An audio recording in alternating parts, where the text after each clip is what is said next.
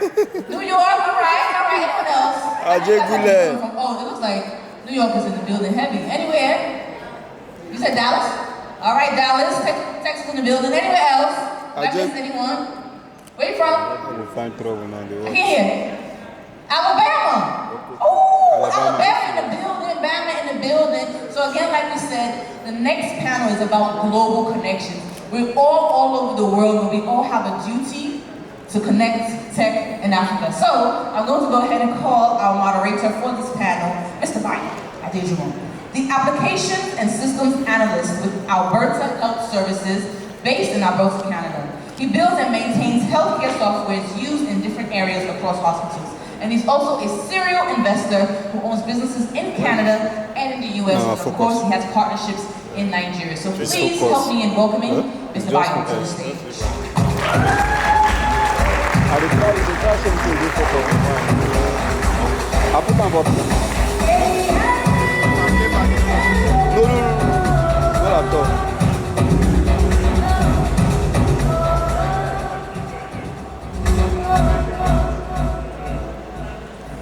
Can you guys hear me good?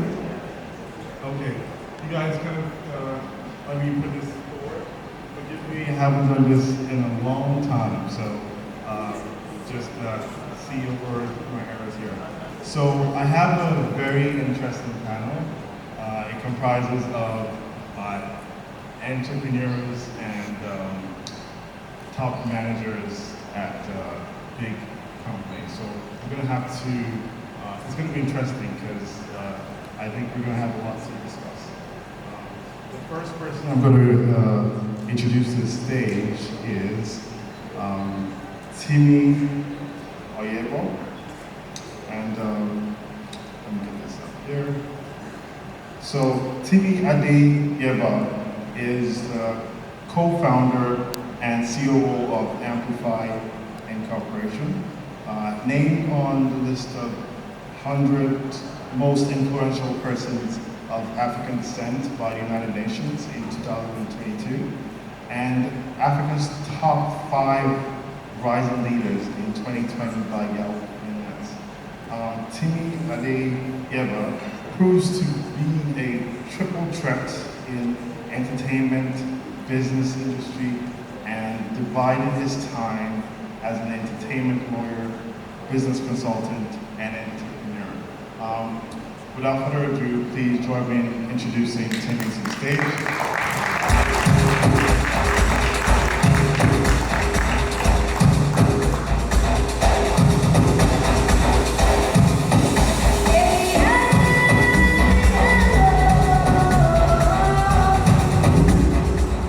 So there's so much more about Timi, and if I had to go through his bio, we'll be here for the next couple of hours. So as we discuss with him, you guys will find out more about him. The next person I'm calling to the stage is Sola Masha. He is country manager, Nigerian Bolt. Sola Masha is a country manager at Bolt, which is the European super app with the mission to make urban mobility affordable and safe and sustainable.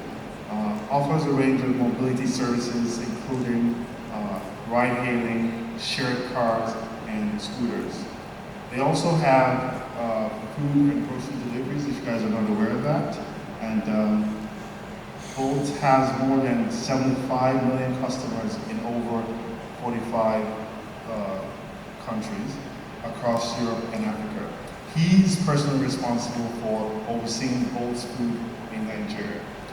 Again, without further ado, Sola Masha, please come to the stage.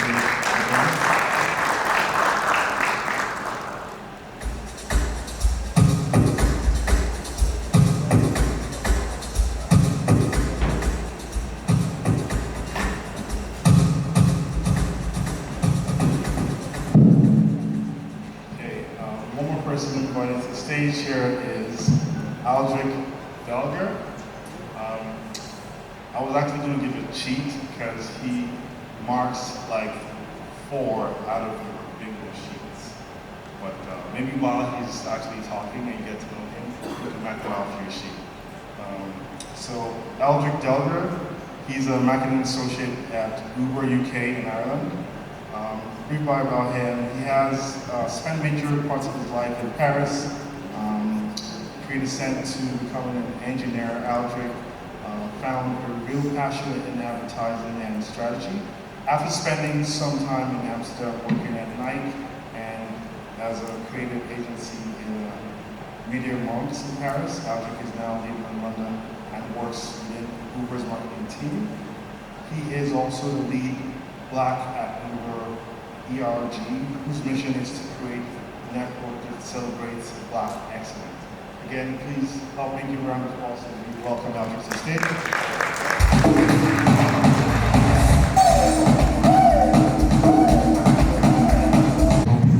He would be in the middle, so it could be on that two of us present. It is what it is, you know? That would be, and sorry, I'm too far away to separate it as an argument, so I can depend on security. Be in the middle if you want. I think they're gentlemen, they'll be good, they'll be good. So where do we start? The topic at hand is actually leveraging global connections. Personally for me, I was so excited that I had this topic because, you know, I have a passion in investing, and I love Nigeria as, you know, most Nigerians would, you know, represent. I've been out of the country for over 10 years, and I've been looking for a way to bridge that divide to, you know, kind of like do a lot of investment in Nigeria. There's so many things that I believe, you know, from this conversation, you know, we could actually find things that myself and a lot of people in the audience can learn from.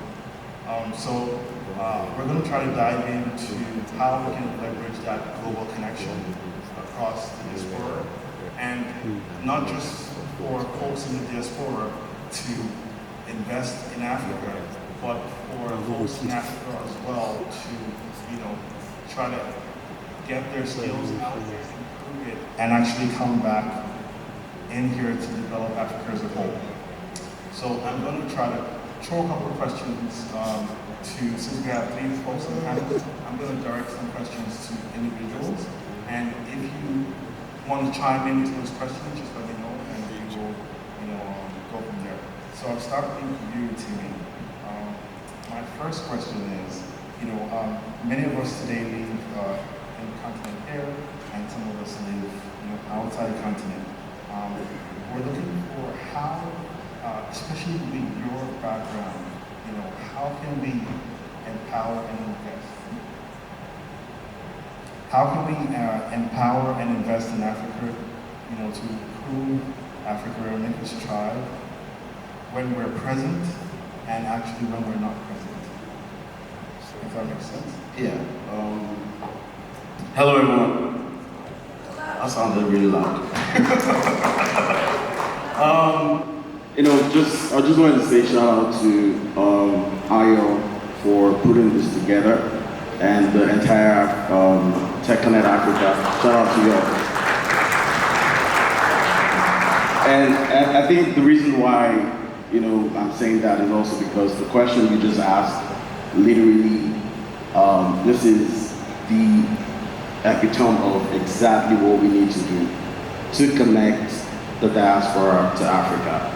I think having spaces like this, conversations where we can, you know, idea share, where we can, you know, pretty much bring people of like minds and people who are trying to get into the space, where we can bring everyone together. I think it's a very important thing. I think secondly, education, right? I think, and when I say education, I'm talking in twofold, right? Educating the people in the diaspora. And when we talk about diaspora, I personally, my definition of what diaspora is pretty much, you know, African Americans, Afro-Caribbeans, Afro-Europeans, Afro-Latino, and pretty much the global Black diaspora. And I think that there's been a lot of, you know, division between, you know, what the continent represents and what the diaspora represents. And, you know, having education is so important, and it's on both sides. So having things that can educate and showcase exactly what Africa is and what Africa represents to the diaspora is one thing. The other part is also educating people about what the diaspora really is and what opportunities exist. So I think having things that can educate both parties, very, very vital.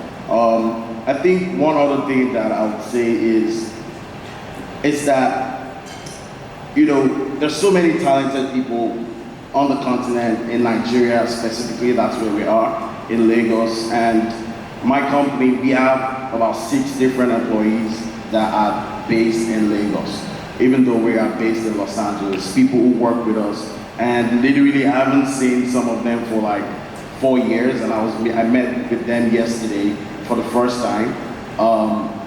But for me, I think that things like that, being able to employ talent, being able to get people who have services and goods that are local, you know, having them have that connection to the diaspora outside the country, I think is very important, because with that, they're building the portfolios. They're doing, literally, one of our designers, we have a conference called Africon, and he designed pretty much almost everything here in Lagos, and that was a global event that he designed for. So I think that with that, his portfolio is growing and he's meeting and doing so many things that he probably never thought he would have done if it was just in Lagos. So that connectivity is very important to, you know, for diasporans to utilize the services over here.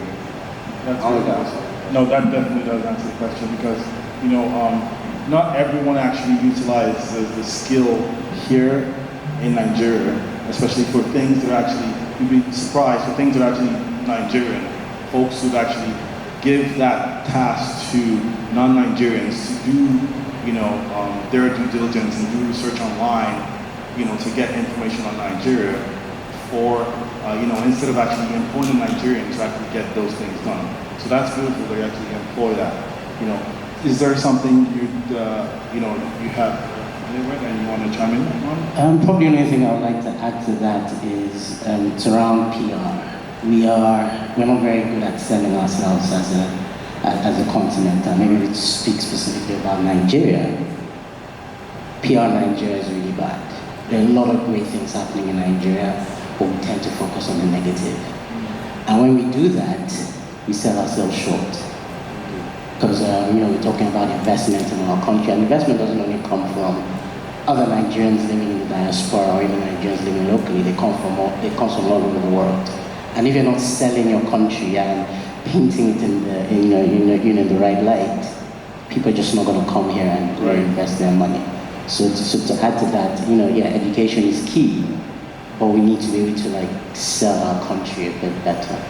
Right, and that's entirely true. Like, you know, you can imagine hanging out with your friends. You know, one of the first conversations you have, we're speaking about Nigeria, you can almost talk for an hour, is how, you know, bad the system is. You know, how we're talking about either power or the educational system. It's always a lot of negativity, you know, and once we, you know, soak our head in that, when we're talking to other people subconsciously, we'll be saying negative things about our country, and that actually affects us negatively. So that's a really good point, you know. So hopefully that's something we can all learn from and we can improve on. Selling ourselves will actually go a long way to get us to the limelight. So yes, that's a good one. There was just something I wanted to add on this, and I feel like what's super interesting in what you're saying, it's more in terms of like how the diaspora also can be like a marketing tool for just like kind of like the representation of the country. So when you think about before, like when you needed something from home, you had to get someone who was at home and then bring it to you. Now there is kind of this openness towards like social media, towards like getting something in one click. And I feel like the diaspora also can act as like ambassadors of like actually the country and showcasing what we are producing, showcasing who are the innovators of today, showcasing what are the beautiful things that are being produced, and leveraging the diaspora in terms of like marketing, advertising, communication. I think can also help change the perception and then foster more investment, I guess. And that's beautiful, well said.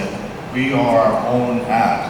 Like if we don't actually advertise ourselves out there, you know, no one's gonna get all the information. Like, you know, you can hear like, you know, you need to be able to correct people when they say, things about, oh, this is what they feel or think, African countries are like. You can, correct them by, telling them exactly how it is in a positive light.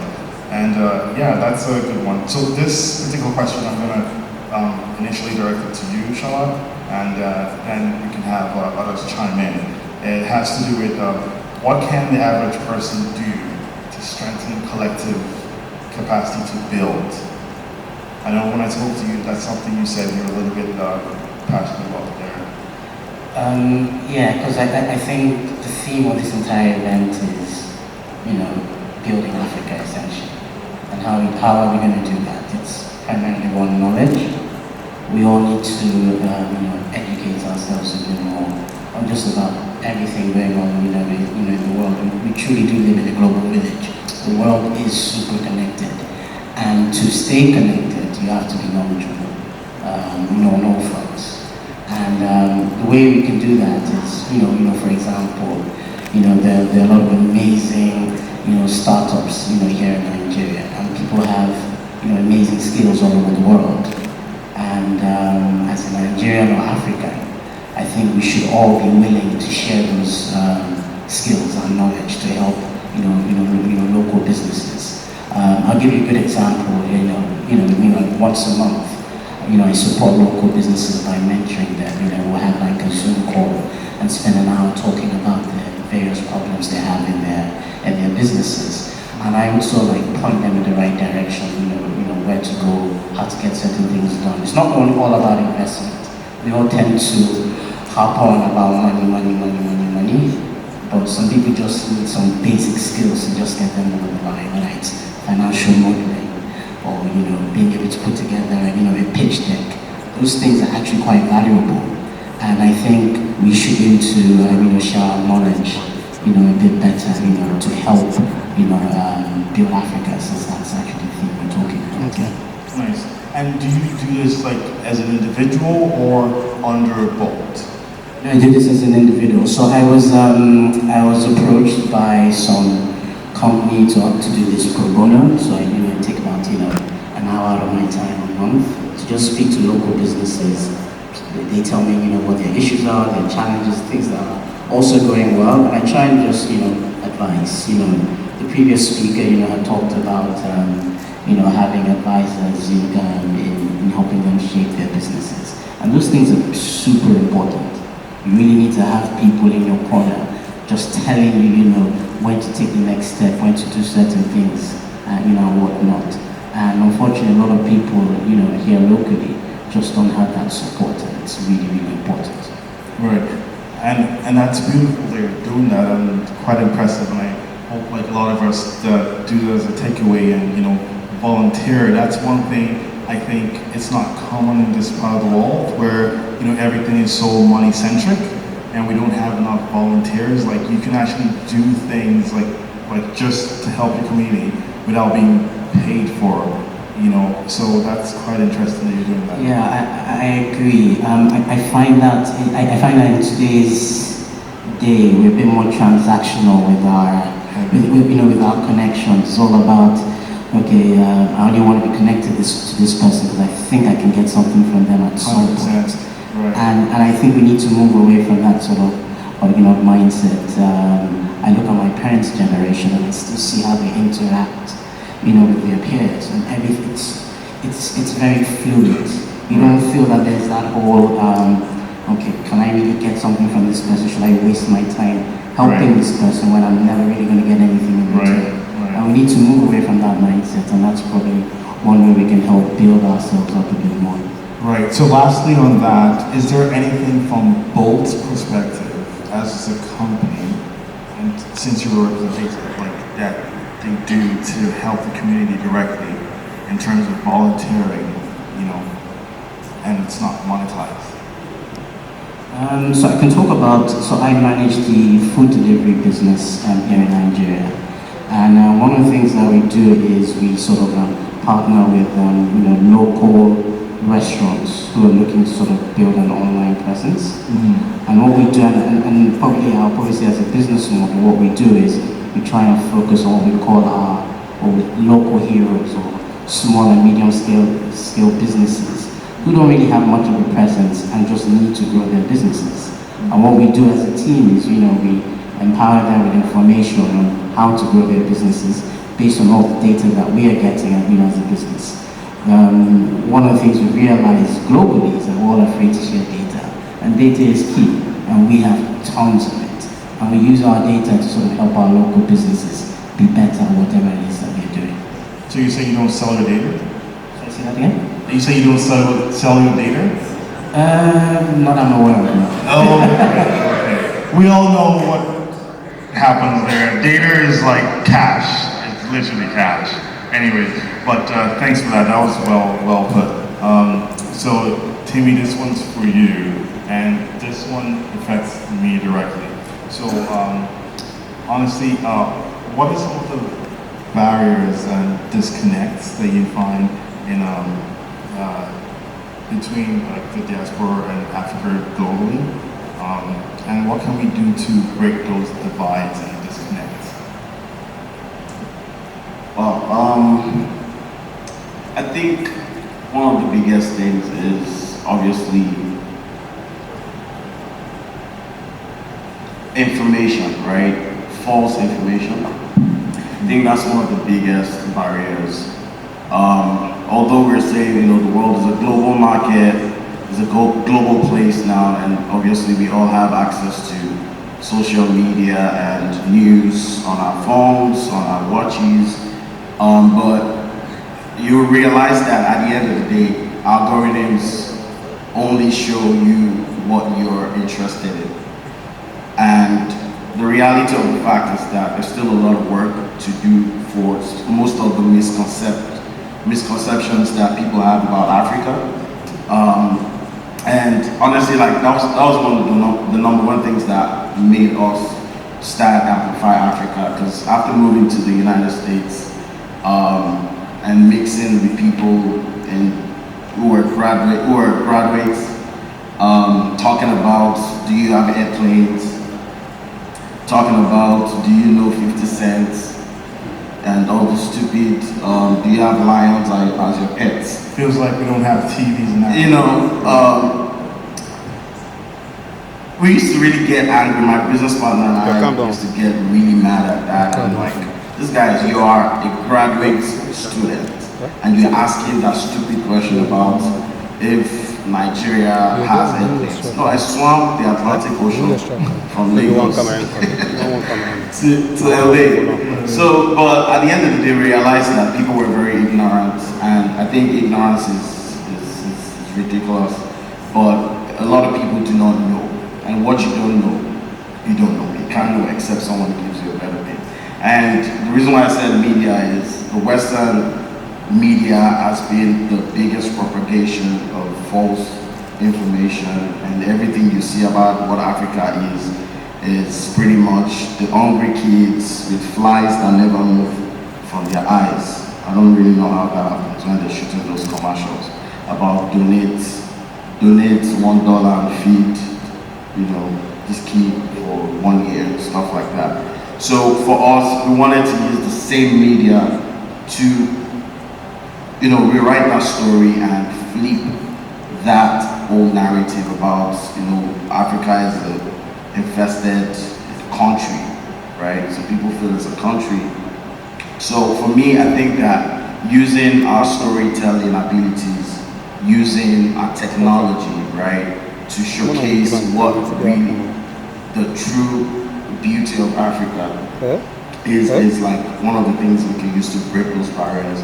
And I think, thankfully, also obviously entertainment with culture, with Afrobeats, breaking those barriers, and you can see Burna Boy all around the world, filling out stadiums and arenas and things like that.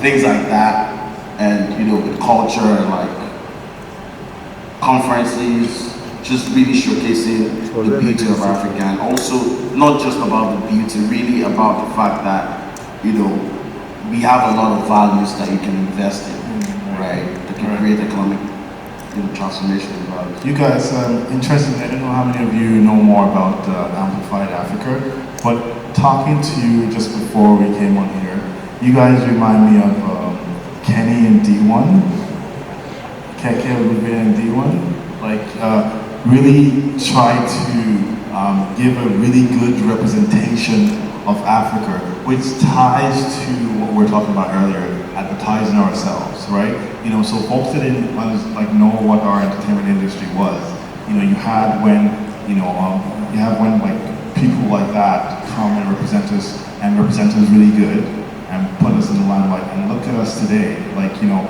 African music is one of the best in the world.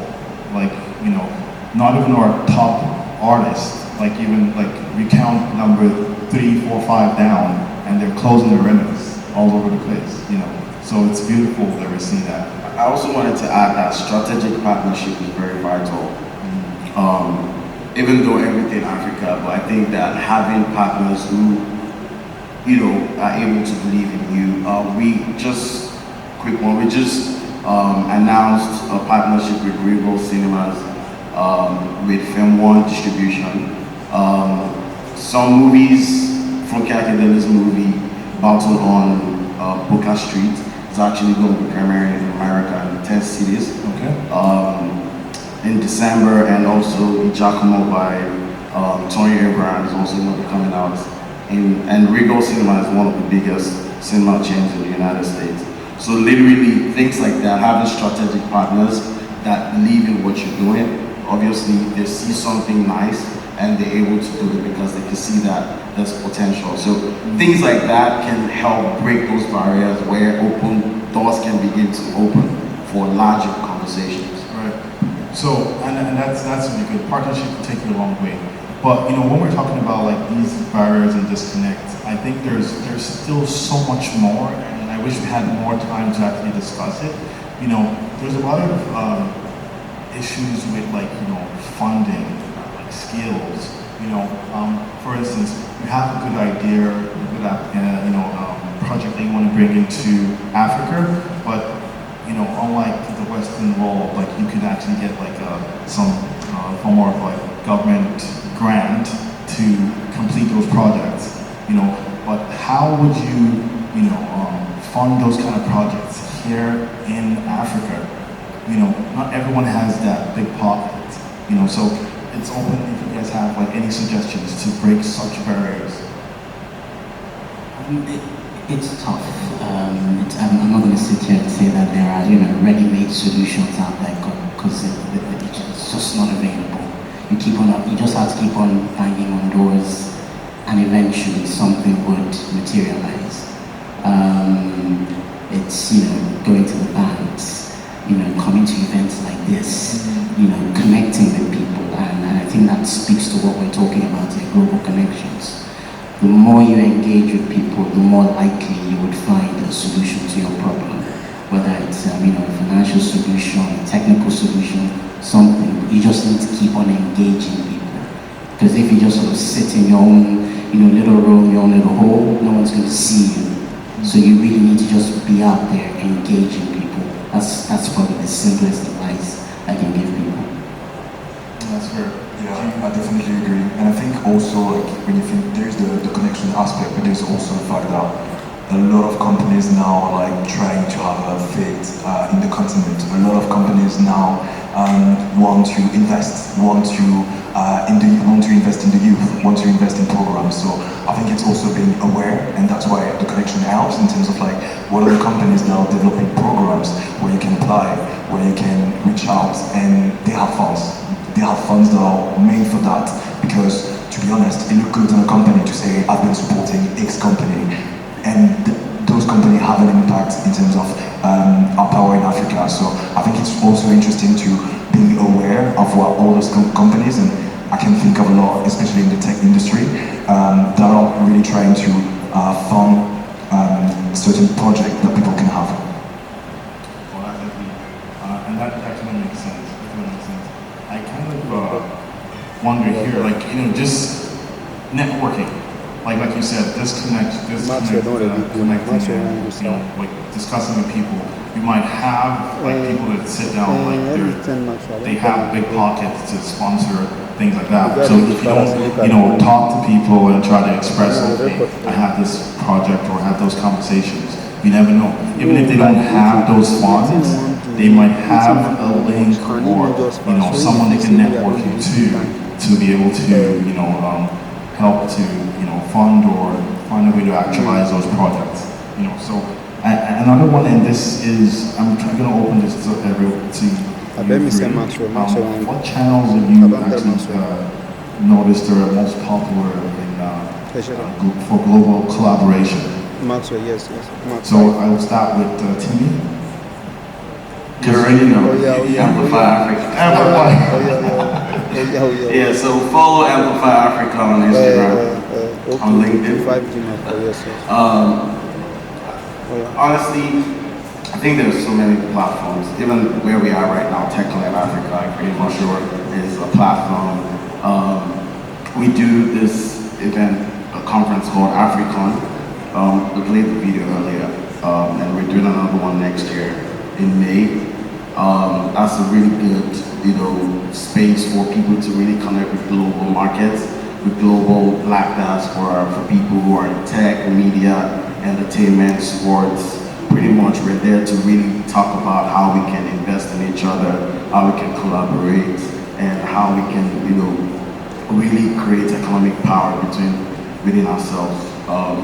There are several platforms. There's a friend of mine who owns Afropolitan, who's actually creating a new nation, which is in the metaverse. Check out Afropolitan AI. They're really great stuff that they're doing on that. We have Culture Custodian.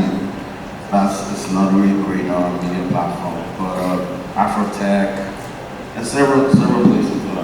I hope we're all taking notes here. These are amazing global collaboration mediums here. Is there some that you have you can share?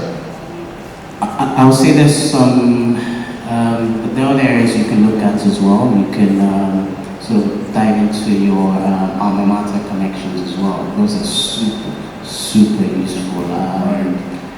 Like business school I went to, for example, and the amount of resources that I have gotten from the connection from people who've been to my B school has been amazing.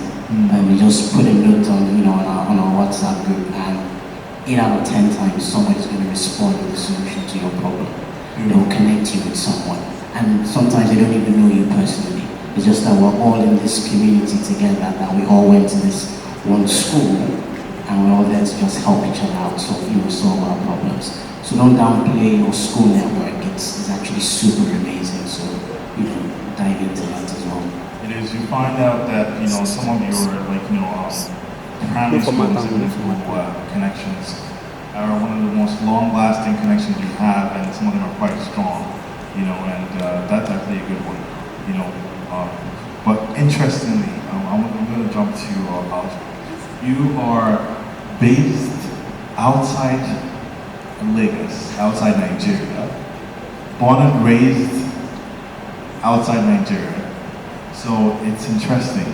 How do you, first off, find out, how were you able to collaborate, and actually use that to improve yourself personally and, connect with people in Nigeria?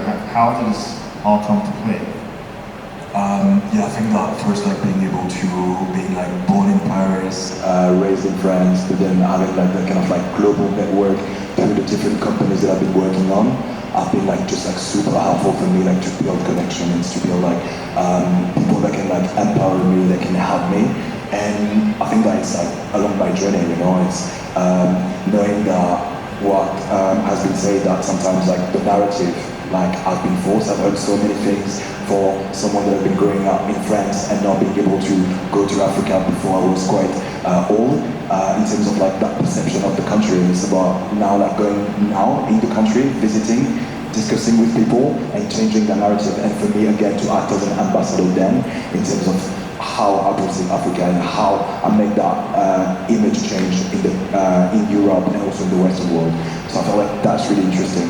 And just like to kind of like add on the platform, for me, like I've learned through all my different I think experience that networking is key, and it needs to be super authentic, as we're saying. I think like it cannot come in a place where you're literally thinking about what can I get from that person.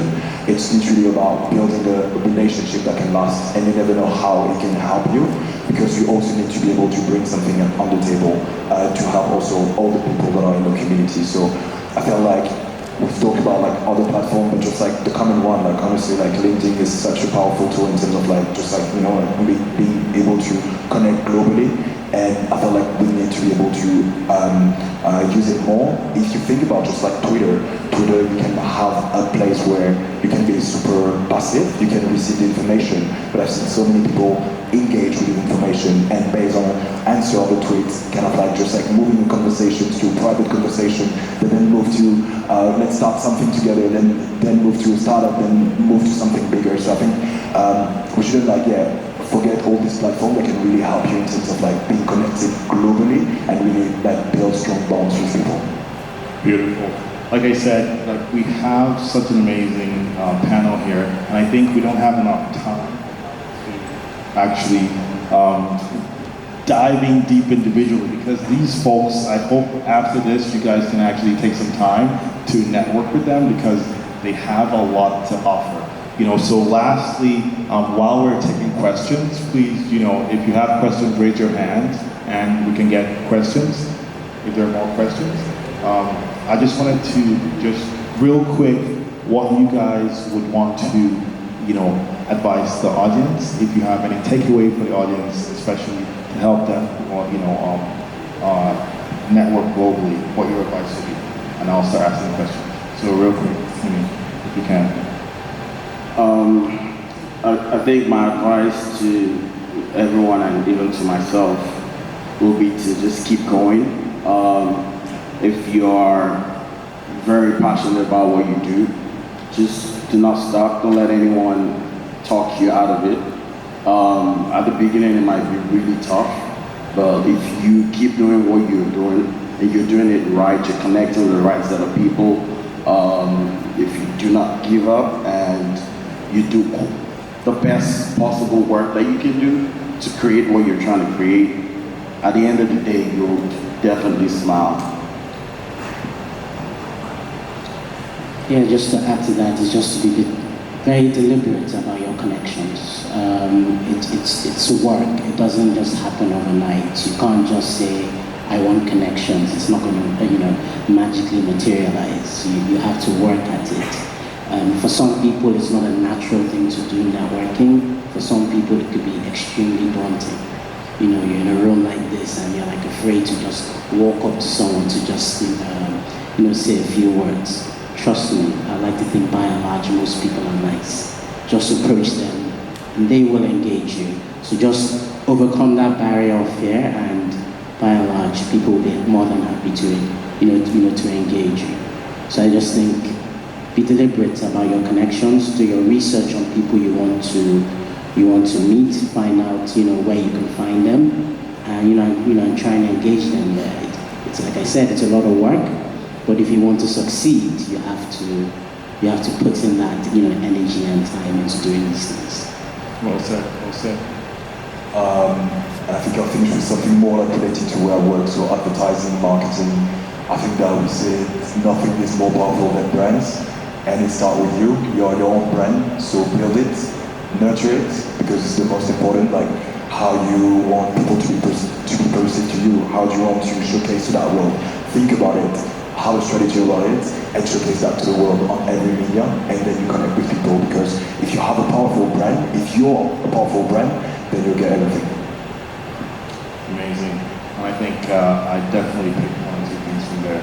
I'm just going to jump straight to the questions now. And first one is, how can we encourage more diasporas to invest and collaborate in Africa? Do we have investment systems and spaces available? Anyone can decide to take that. related to finance? It just related to, it could be investment in skills, investment financially, investment in projects, but are there platforms to invest for diasporans to invest in Africa? It sounds like there are a lot of people that want to invest in Africa, but are there platforms and spaces for us to invest in Africa? Yeah, I think I know I don't know if anyone's heard of Future Africa.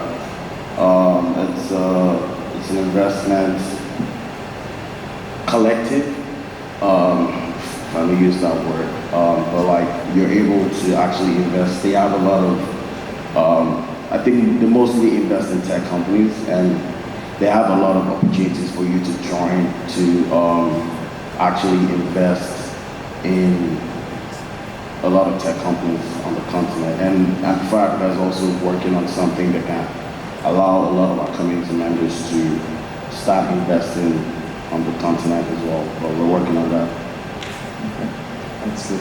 And you call that Future Africa? Future Africa. I haven't heard of that one, so I'm going to definitely write that down.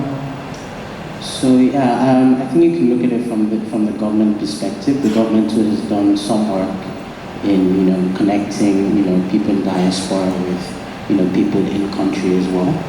I have met a few people especially in the UK who've invested in local startups in Nigeria, and they have zero connection to the people who are actually running these businesses, and basically gotten all that information from the government. Basically the government approaching them and saying, look, we have these very interesting, innovative businesses. Come and put your money back home and and invest as well. But then again, it's the government. You still need to go banging on doors and making sure you're putting your product out there, your service out there as well. Interesting. Have you guys noticed this is the most positive thing I've heard about the government? Look how we talk about Nigerian government so nicely. In fact, you think we're in the Western world. That's beautiful. You're actually practicing what you preach. PR Nigeria. Yes, PR Nigeria. Beautiful, beautiful. Okay, then this one's for you too. Sorry, I have another company actually that just started. It's called Daba Finance. So you can go on your iPhone or whatever platform, Daba Finance. They allow you to invest in several companies as well. I just remember that. Okay, so Daba Finance. DABA Finance. Okay, Daba Finance and Future Africa. And I'm dropping the last name, it's called OMEK, so it's OMEK, and it's a platform also that allows you to learn more about projects that are being developed in Africa, and if you want to invest on it, OMEK. Okay, perfect. Look at how so much to learn from here. And Sola, this is for you. It has to do with Bolt. It says, how does Bolt support local startups in areas of mobility? Any plans to engage riders on a little bit more outside of the application? Interesting question. We try and engage all our stakeholders. So in Nigeria, we have the two verticals. We have the ride-hailing and we have the food vertical. The ride-hailing vertical, the two major stakeholders are the drivers and the riders. So the drivers who have their cars. Essentially, from the ride-hailing point of view, it's all by empowering people to basically find different means of revenue. Basically, they have access to a car, you can just get on the streets and start driving. Now, there are people who are available to do this work, and we've made some connections with financing companies that can help you get own your own vehicle, and eventually get on the roads as well. We're also sort of looking at things from the EV space as well, where people can start trying to own electric vehicles as well to get on the road as well, because gradually we're moving towards that towards that realm. Africa is a bit lagging behind in that space, but we're gradually getting there as well. Europe and North America, they're way ahead of us in that space. So yeah, Bolt has sort of started engaging local entrepreneurs who are looking to bring these services into our market. And as I said, on the food side of things, we're helping support local restaurants in getting their businesses off the ground. So one of the things I said about data, we've had people approach us, say, look, I want to set up my own local shop. Where do I even set it up? Where's the best place?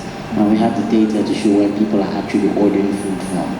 these are the good areas that you need to be in to including to the kind of products that people exactly, are, you know, the kind of food people are ordering, you know, the value of the food they are ordering, and all of that. That information is key to be, you know, to being able to run a successful business.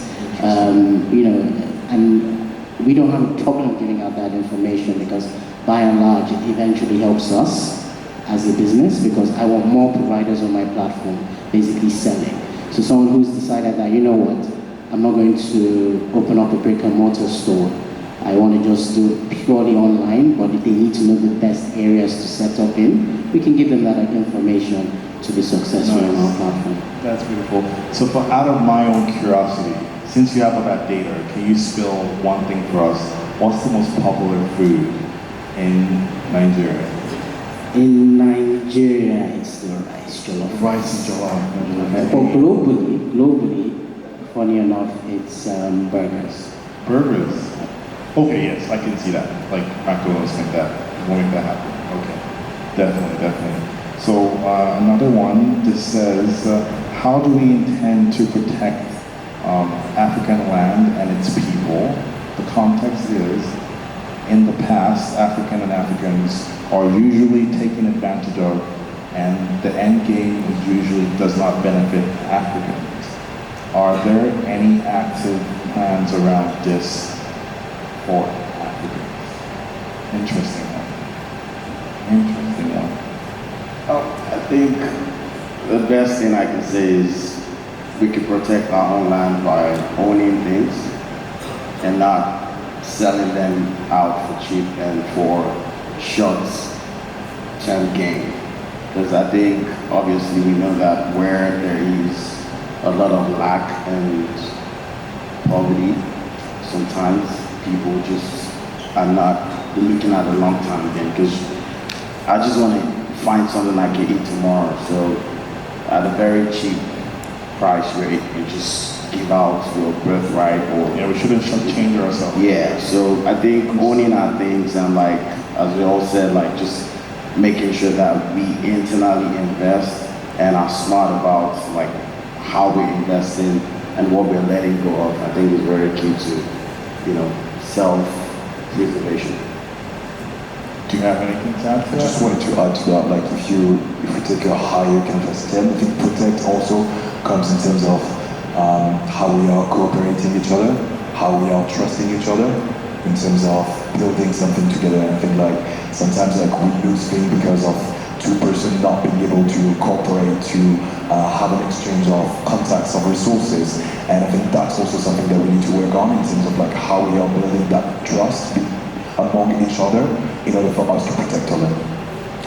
And trust is a very tricky one. You know, even spouses have difficulties in trust. But I think what that question was more like, is there any like thing in play? Like for instance, like, you know, you go to like, you know, some Arab countries where you can't own something unless you're a Nigerian or something. Like, you know, those little restrictions that ensure that we protect ourselves as a people, you know. So I agree. You know, protectionism is it sounds like a dirty word, but it's not necessarily. And you said a lot of Arab countries, you know, the max you can own in any sort of business is 49%. Right. That is the maximum. Whether the Arab person is bringing anything to the table or not, they will be by and large be, you know, the majority shareholder of that business. And we need to start. And I know there are people trying to lobby the government to start, you know, instituting such policies where either from, you know, the kinds of people who can run certain companies, not necessarily bringing in expats to, you know, always, you know, run businesses. Let's try and, you know, use some of our own local talent to, you know, run our businesses and things like that, rather than bringing people in to run our own businesses. So I think that's part of it. So Africa and maybe Nigeria specifically, we're very government-focused areas where the government has a huge impact in sort of like the day-to-day of the, you know, the average citizen. So it's all about lobbying the government. It is what it is. We just have to lobby the government because they have more, you know, most of the control. All right, you're not getting too nice to the government now. You're a little bit, you're switching your tone here. But I want to talk to you. You're the lawyer here. So what can we do? Is there anything we can do besides that without, I want to hear. At the end of the day, law to preserve our things, or yes, to preserve, property, to make sure, we're bringing all this investments and they're not 100% is not owned by, folks that are not even Nigerians or Africans. I mean, at the end of the day, if there isn't a policy that says that you can't, you're not going against the laws. But however, I think at the end of the day, the major thing that makes it happen is the money, right? The investment. If I'm bringing so much money into a particular thing and I'm able to just own the majority share or whatever, it's kind of difficult. But I think obviously just having a lawyer who knows what they're doing when you're doing whatever your due diligence, investments, conversations, agreements, and things like that can help. I think from an intellectual property perspective, I think obviously we all know that if you have any idea, you need to put it in a very tangible form so you can either register your trademark, your copyrights, or if you have a patent, right, you can make sure you register that before you start sharing your ideas with people. Make sure you have NDAs, non-disclosure agreements, while you're sharing whatever ideas that you have or products that you have with people. Even if they're not going to sign, make sure you still have something in the body of the email that says that it's a confidential conversation, and make sure that if they want to use it, they need to get back to you. Just three different things that you can help when it comes to intellectual property. That's beautiful, and I think that's something we need education for. How many people, the local Nigerians know that they need to have an NDA? Do they even know about, patents? We have a lot of creative, folks, but they don't realize they should actually patent their products. So that's really interesting, and like I said, a beautiful conversation, and I really, applaud you guys, and I hope everyone here to try to find some time to spend and discuss with this fine gentleman. And thanks again, and thanks for sharing. Thank you. Thank you.